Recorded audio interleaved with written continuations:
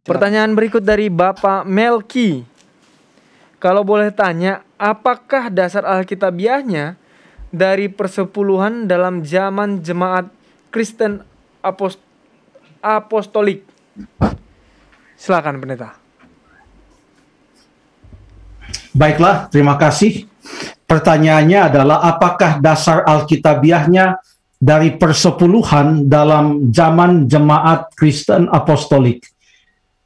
Yang dimaksud adalah pada zaman rasul-rasul, ya, apostles, rasul-rasul, yaitu rasul-rasul Tuhan Yesus, 12 orang itu, lalu ada rasul-rasul lain, Rasul Paulus, ada Barnabas, dan beberapa lainnya yang disebutkan memang mereka adalah rasul. Bagaimana tentang perpuluhan? Prinsip tentang persepuluhan ini banyak disebutkan di dalam Alkitab Perjanjian Lama, dan itu bukan merupakan sebuah pertanyaan lagi untuk Alkitab Perjanjian Lama, sebab prinsip itu ada. Bagaimana pada waktu Tuhan Yesus ada di atas dunia ini? Apakah kira-kira persepuluhan itu, yaitu 1/10 dari pendapatan diberikan kepada Tuhan, apakah itu Tuhan Yesus hentikan? Coba kita baca suatu ayat di dalam Matius pasal yang ke-23. Matius pasal yang ke-23 ayat yang ke-23. Oke, sedikit lagi saya ketemu ayatnya. Ya, ini dia.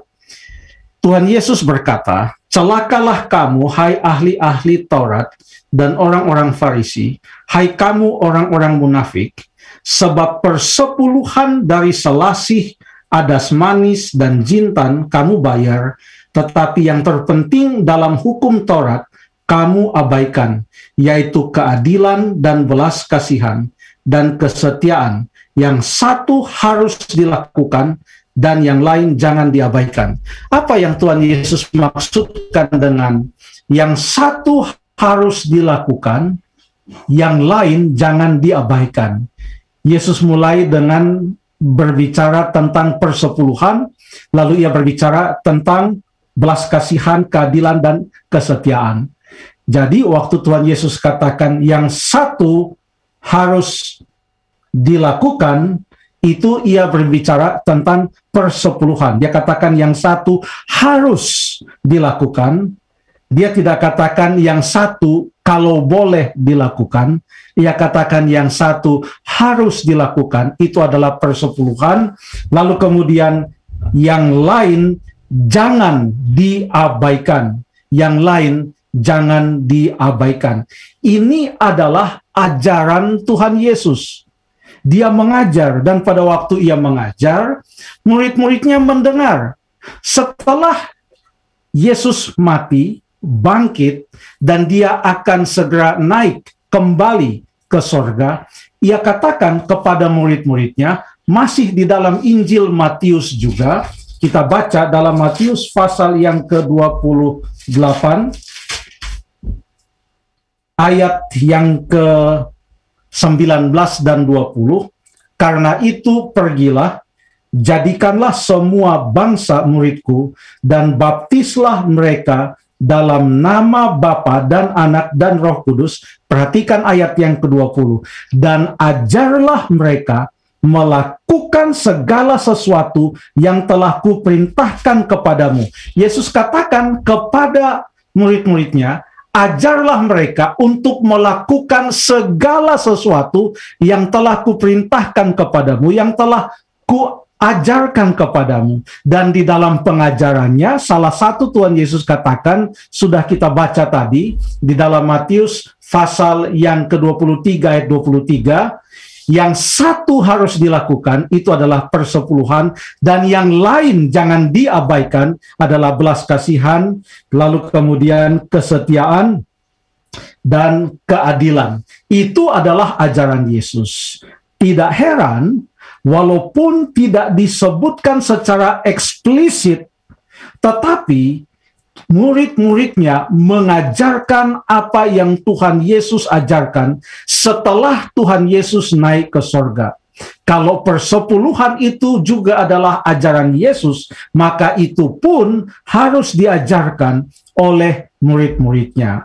Tersirat apa yang disampaikan di dalam buku 1 Korintus, kita baca 1 Korintus pasal yang ke-9, ini adalah yang dituliskan oleh Rasul Paulus, 1 Korintus pasal yang ke-9. Buka Alkitab saya, kita akan mulai baca ayat yang ke-12.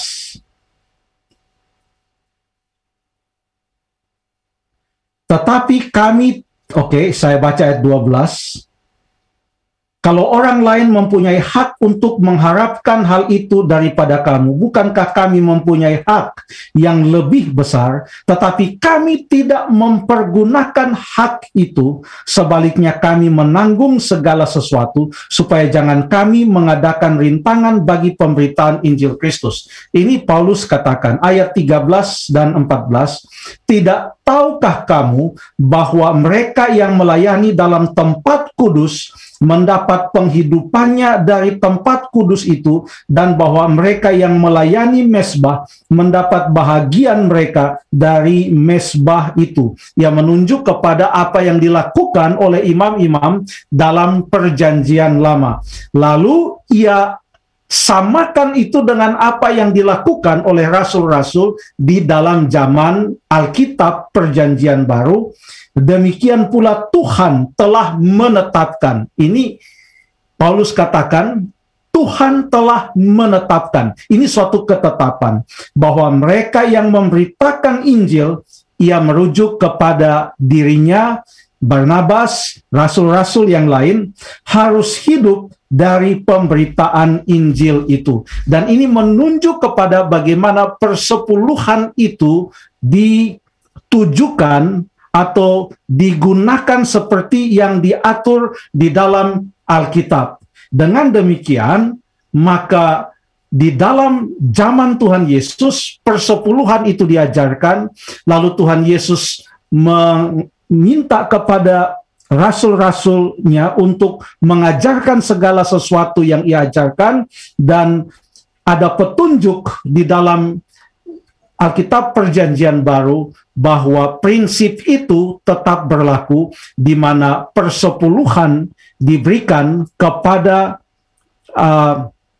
pelayanan pekerjaan Tuhan, agar supaya mereka yang memberitakan Injil, mereka boleh hidup dari pemberitaan Injil itu, bukan sebagai suatu ladang mencari nafkah, tetapi adalah pengaturan yang Tuhan sudah buat, agar supaya mereka yang melakukan pekerjaan, pelayanan, pekabaran, pemberitaan Injil itu, betul-betul mereka boleh fokus kepada pekerjaan atau tugas yang Tuhan sudah berikan kepada mereka. Ada petunjuk lain lagi mungkin di dalam Ibrani pasal yang ke-7. Contohnya, ada beberapa ayat di sana, ayat 5, ayat 6, ayat 8, waktu Tuhan Yesus berbicara tentang Melkisedek. Kita sudah pernah bahas dalam tajam beberapa episode yang lalu, mungkin tahun lalu, untuk berbicara tentang persepuluhan. Dan ini dituliskan oleh penulis kitab Ibrani kepada jemaatnya, yang menunjukkan bahwa persepuluhan bukanlah suatu hal yang asing, tetapi suatu hal yang sudah biasa mereka lakukan, sehingga pada waktu dituliskan mengenai persepuluhan, mereka memahami apa itu persepuluhan. Kurang lebih demikian, terima kasih.